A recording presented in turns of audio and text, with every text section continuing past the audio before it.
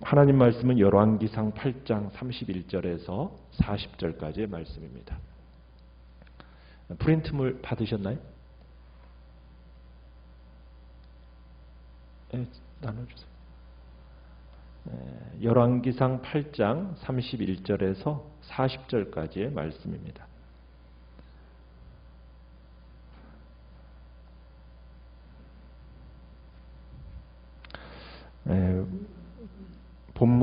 본문을 말씀을 이렇게 해석하면서 이렇게 이제 문제가 있고 그것에 대해서 이렇게 해답을 적어가는 방식으로 이렇게 본문들을 이렇게 같이 보고자 합니다.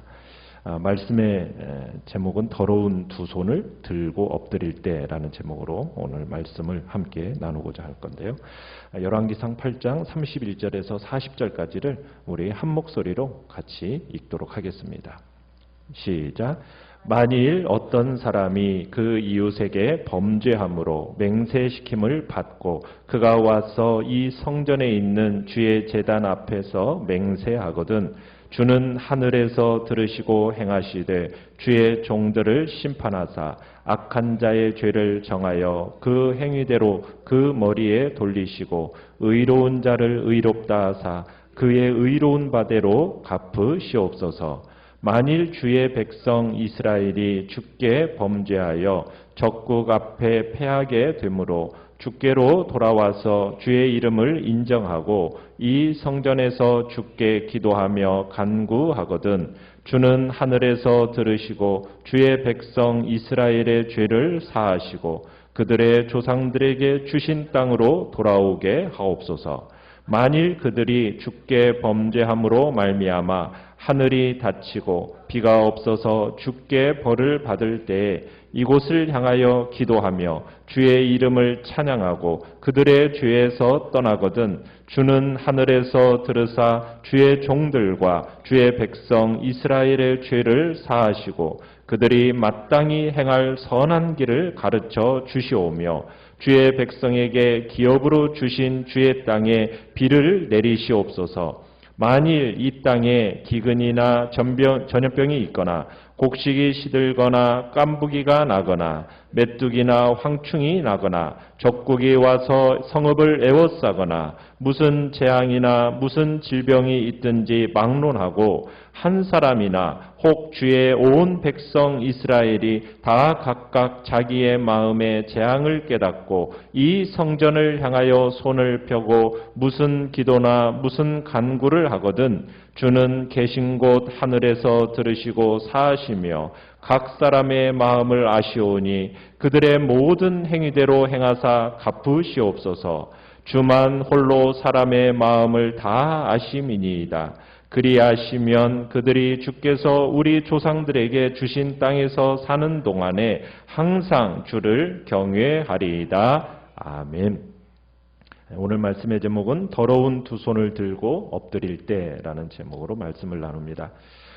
우리가 28절에서부터 53절까지의 내용은 솔로몬이 성전을 봉헌하면서 그 백성 이스라엘 백성을 대표해서 하나님 앞에 기도하는 내용입니다. 이 본문 전체에 나오는 봉헌 기도의 내용은 솔로몬이 무엇을 우선시하고 있는가 그것을 우리가 알 수가 있습니다.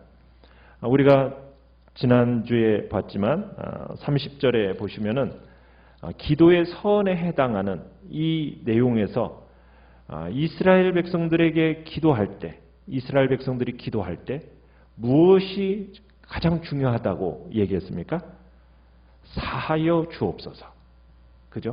사하여 주옵소서. 죄를 용서해 달라는 속죄의 간구가 제일 먼저 나오는 것을 보게 됩니다. 그러면서 31절, 32절의 기도도 하나님의 공의로운 심판의 내용이 나오고요. 그 다음에 33절, 34절의 기도는 죄를 고백할 때 전쟁에서 패하여 처하게 된 그 시련에서의 회복. 그리고 35절, 36절의 기도는 죄를 고백할 때 가뭄에서의 구원. 37절로 40절의 기도는 죄를 고백할 때 여러 가지 재앙에서의 구원을 내용으로 하고 있습니다. 그래서 우리는 솔로몬이 무엇을 가장 먼저 구하고 있는가? 그것을 생각해 봐야 되는데, 우리가 이렇게 생각해 볼 때 일반적인 입장에서 한 나라의 왕으로 백성을 대신해서 기도해야 할 것이 뭐라고 주로 생각을 합니까? 마땅히 전쟁에서의 어떤 승리나 경제적인 번영, 이것이 가장 먼저 이렇게 이루어져야 할 기도의 제목이 아닐까, 그걸 앞세워야 할까 아닌가, 이렇게 생각하는 경우가 있는데, 우리가 이 기도의 목록에 포함되어 있는 그런 내용은 이런 기도의 내용에 포함되어 있지도 않아요. 어떻게 보면 성도들의 삶에 있어서 처음부터 마지막까지 구해야 할 것은 하나님 앞에 깨끗함을 받는 죄 용서에 있다라는 겁니다. 죄 용서. 무엇보다도 먼저 구해야 할 것. 우리가 어떤 자리에 있든지 행한 것을 따라서 정의롭게 갚으시는 그 하나님의 의, 이것을 구해야 된다라는 것을 오늘 우리는 이 기도의 내용에서 보게 되는 겁니다. 그 1번을 보시면은 이 본문에 나타나는 이 성전의 첫 번째 기능에 대한 이야기가 나오고 있습니다. 31절, 32절에 보면은 성전의 첫 번째 자리를 차지하는 기능은 뭐냐면 하나님의 뜻을 공의롭게 나타내는 겁니다. 하나님의 뜻을 공의롭게 나타내는 거예요. 그러니까 이스라엘의 왕으로서 여러분 솔로몬의 가장 중요한 임무 중에 하나가 무엇이었겠습니까? 백성들의 소송을 듣고 재판하는 일이었어요. 그러니까 솔로몬은 올바른 판결을 내릴 수 있도록 하나님께 도와주시기를 간구하는 겁니다. 32절을 보시면은 그렇게 얘기를 하죠. 주는 하늘에서 들으시고 행하시되 주의 종들을 심판하사 악한 자의 죄를 정하여 그 행위대로 그 머리에 돌리시고 의로운 자를 의롭다 하사 그의 의로운 바대로 갚으시옵소서. 그러니까 하나님이 직접 판결해 주시기를 지금 소망하고 있는 겁니다. 특별히 31절에 보면은 이게 어떤 증인이나 증거가 없는 사건이 있지 않습니까? 그럴 경우에는 최종적으로 그 진위를 파악하기 위해서 소송과 관련된 그 사람들에게 하나님 앞에 맹세하게 했습니다. 31절에 보면 이웃에게 범죄로 맹세시킴을 받았다고 얘기하고 있죠. 성전에 있는 주의 제단 앞에서 맹세하게 하고 있다고 하지 않습니까? 이 맹세라는 것은 소송과 관련된 사람들에게 하나님 앞에 맹세하게 함으로써 자신의 결백, 허물의 보증, 이것을 삼도록 했습니다. 그래서 거짓말하는 자가 거짓을 시인하고 숨어서 범죄한 자가 악을 고백하고 또 그들 모두가 행한 바대로 심판을 받게 함으로써 공의를 세우는 이 일이 사람의 재판과 사람의 지혜로 이루어질 수 있는 일인가요? 그게 아니라는 거예요. 그래서 사람이 보건 보지 않건 정의롭게 모든 것을 판단하고 거기에 따라 진실을 드러내시는 하나님을 통해서만 이것이 가능하다라는 것을 솔로몬은 알고 있었던 겁니다. 그래서 솔로몬은 하나님 앞에 기도하는 거예요. 모든 사람이 행한 바를 따라 갚아주십시오. 지금 이렇게 간구하고 있는 겁니다. 그래서 솔로몬이 이같이 기도를 드릴 수 있는 그 이유는 뭐냐면 사람이 알 수 없는 불의, 눈속임, 거짓된 모든 일, 이 모든 것들을 누가 감찰하신다는 거예요? 하나님이 감찰하고 계시고 하나님이 공의로서 선악간의 모든 행한 일을 그 행한 사람들에게 갚으시는 분이 하나님이시다라는 믿음이 이 솔로몬에게 있었기 때문에 지금 이런 기도가 가능했다. 우리가 볼 수 있는 겁니다. 두 번째는 이스라엘에 세워진 성전의 두 번째 기능은 뭐냐? 죄 용서의 기능입니다. 죄 용서의 기능. 자, 우리가 33절부터 보시면은 이스라엘 백성들이 이제 죄로 인해서 하나님께 벌을 받아서 전쟁에 패하게 돼요. 그러면은 포로의 시련을 겪게 되는 경우가 있을 건데 그럴 경우에 뭐 하게 되면 주님께 기도하며 간구하고 그 다음에 하나님 앞에 나의 죄를 용서해 달라고 정말 회개하면 하나님 앞에 돌아와서 하나님의 이름을 부르면서 기도하면 용서해 주신다는 거예요. 회복시켜 주신다는 거예요. 그것을 지금 간구하는 그 내용의 기도입니다. 어떻게 보면 솔로몬이 장차 이스라엘이 처해질 어떤 패전의 극한 고통, 그리고 환란의 상황 속에서 다시금 회복할 수 있는 유일한 길로 이해했던 바가 뭐라고요? 철저한 회개에 근거한 기도였다라는 겁니다. 그러니까 33절에서 그러는 거죠.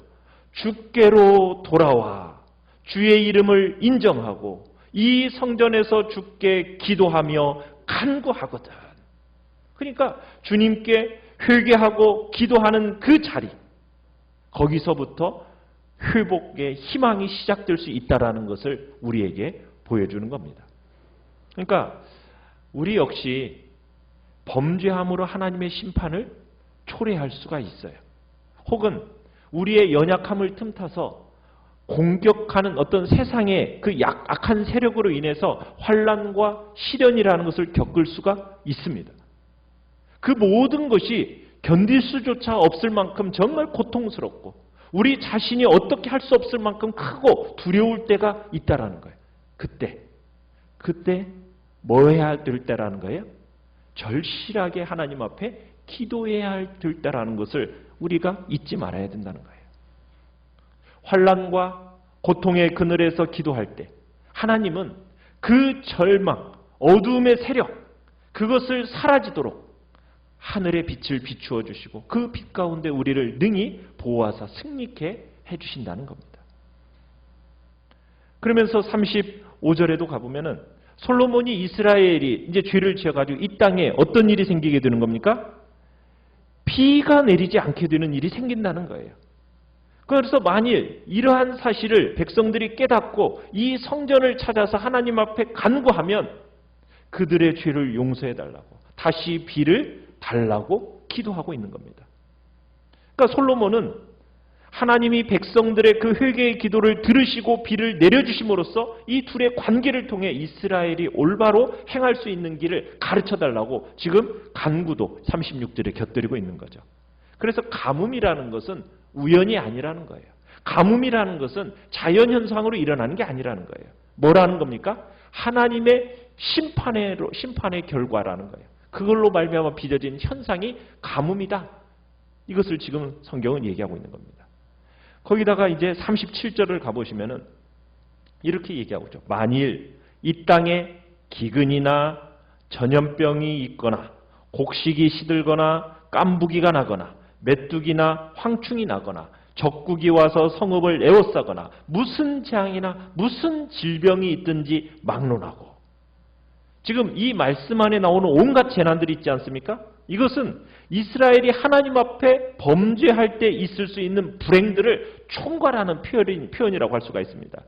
그러면 이처럼 하나님께서 이 모든 재난에 채찍을 내리시는 이유는 뭘까요? 왜 채찍을 내리시는 거예요? 범죄하는 자를 어떻게 하기 위해서? 회개케 해서 죄로부터 떠나도록 하기 위해서 이런 일들이 일어난다는 거예요.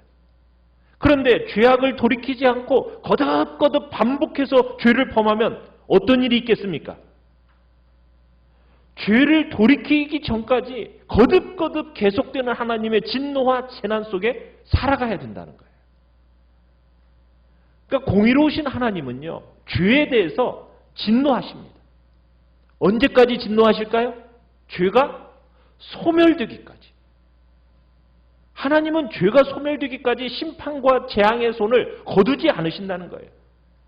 그러니까 만약 우리가 죄 가운데 살아간다면 우리 주변의 환경, 삶의 끝없는 고통이 찾아올 수밖에 없다는 겁니다. 이 같은 고통과 어려움을 가중시키는 그 같은 죄악은 우리가 정말 그 같은 희생을 치러하면서까지 그걸 고수할 만한 가치가 있는 게 못 되잖아요. 하나님께서는 백성된 우리가 고통 속에 살아가는 것을 원하시겠습니까? 결코 원하지 않으십니다. 하나님은 이 고통과 시련 속에서 헤어나올 수 있는 길을 우리에게 제시해주고 계신다는 거예요. 그게 뭐예요? 죄를 자복하는 겁니다.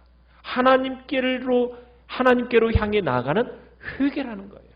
그것이 회복하는 길입니다. 그래서 3번에 보시면은 이 두 가지 기능을 살펴볼 때 성전이 세워진 목적이 뭐냐? 성전의 이 두 가지 기능은 이스라엘의 죄와 거룩함과 관련이 있어요. 이스라엘의 죄, 거룩함, 이것과 관련이 있다는 거예요.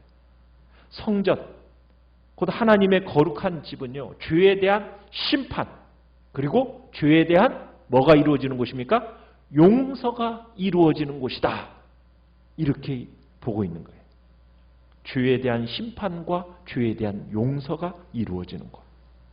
그래서 이스라엘은 선택받은 하나님의 백성이에요. 그러니까 하나님의 거룩하신 자처럼 그들도 거룩해야 된다는 얘기입니다. 만약 이스라엘의 그 거룩함을 지키지 못한다면 이 거룩한 땅 가나안 땅에서 쫓겨나게 된다는 거예요. 이스라엘의 개인이나 공동체가 그 죄를 지으면 성전에 나와 심판을 받았어요. 그리고 회개하면 용서가 있다라는 그 가르침을 받게 되고 거룩함을 회복하는 곳이 바로 어디더라? 성전이었다라고 지금 얘기하고 있는 겁니다.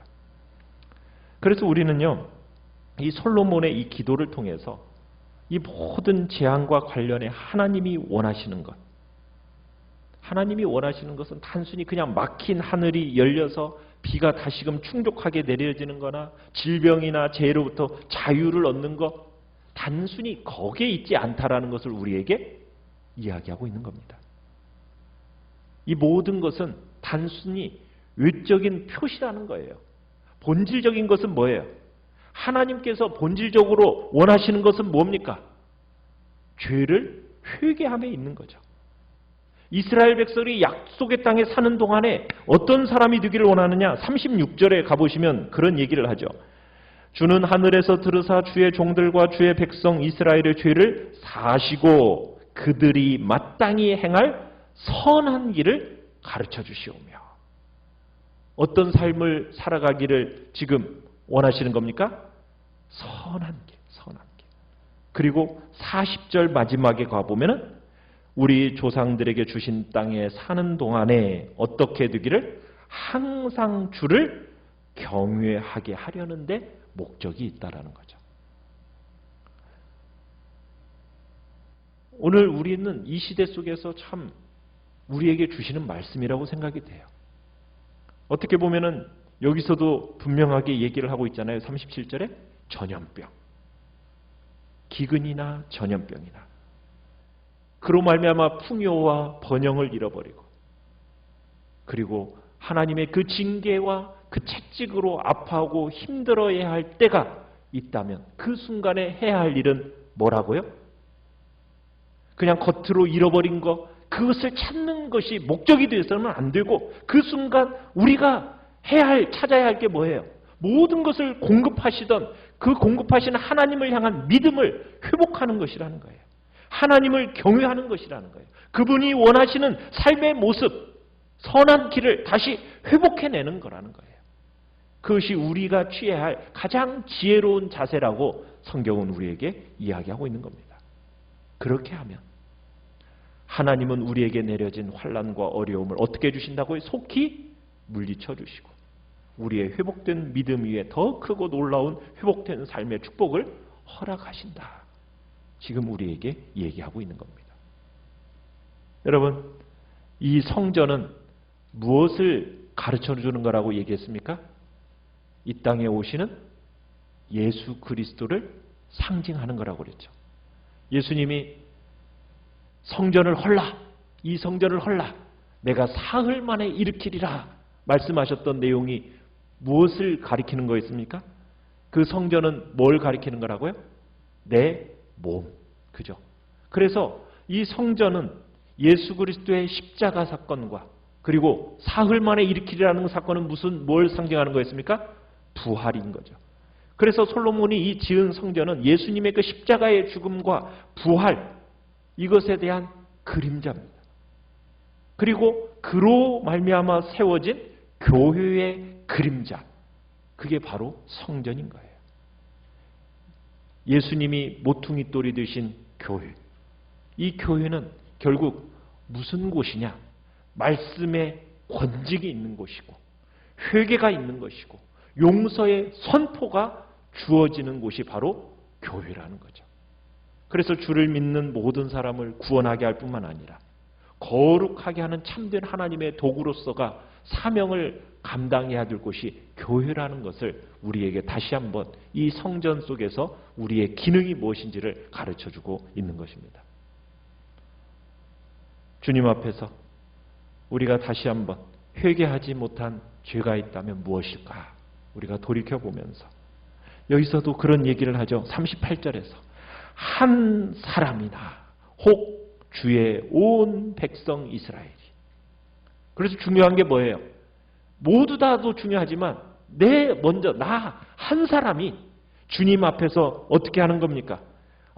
이 모든 재앙이 누구로부터 온다는 것을 깨닫고 하나님께로부터 온다는 것을 깨닫고 이 성전 예수 그리스도를 향해서 하나님을 향해서 주님 앞에 기도하고 간구하면 주님께서는 우리의 기도를 들으시고 우리의 모든 죄와 허물을 용서해 주시며 주께서 우리를 회복시켜 주신다라고 우리에게 약속하고 계시는 것입니다. 오늘 기도 제목 같이 한번 읽어볼까요? 시작. 마음속에 감추어 두었던 죄를 하나님 앞에 토설함으로 눌려있던 제 영혼이 자유를 얻게 하소서. 아멘. 우리가 주님 앞에서 우리의 죄와 허물들을 주님 앞에 토설하고 이 땅을 회복시켜달라고, 이 전염병을 주께서 거두어달라고, 그래서 주의 백성들이 다시 한번 거룩함을 회복하게 해달라고 이 시간 주님 앞에 기도하며 나가시길 바랍니다.